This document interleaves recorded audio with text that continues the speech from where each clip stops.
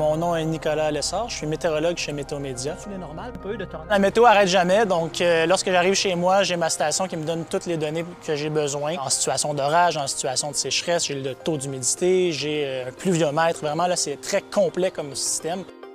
Depuis 1988, c'est moi qui ai le privilège de prendre les données pour la ville de La Chute. On est, je pense, 200 observateurs à travers le Québec. Il faut vraiment être passionné par la météo pour avoir ce genre de système. C'est plutôt les agriculteurs qui vont avoir des stations météo complètes. On veut savoir si les cultures vont avoir suffisamment d'eau, la rosée matinale, les températures surtout.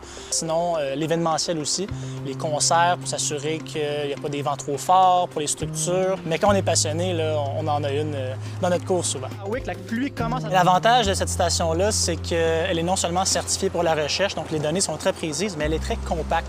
À l'avant de la station, ici, on a un écran solaire, donc un capteur solaire qui permet de recharger la station, de la rendre autonome au niveau de l'énergie.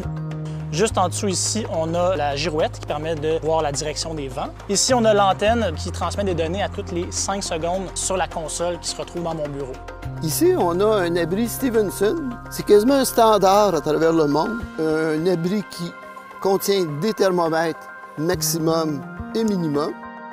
On a ici le bol qui permet donc de collecter la pluie. Ça tombe dans un trou au fond qui permet donc à une cuillère calibrée de voir le taux de précipitation et la pluviométrie totale. C'est un appareil qui s'appelle un appareil de nifère qui récolte durant l'hiver la neige. Cet appareil, c'est un glacimètre. C'est un appareil qui a été inventé ici au Québec, on peut en être fier, et qui nous permet de mesurer le verglas. C'est que je viens prendre des mesures de l'épaisseur de verglas qui s'est ajoutée au cylindre.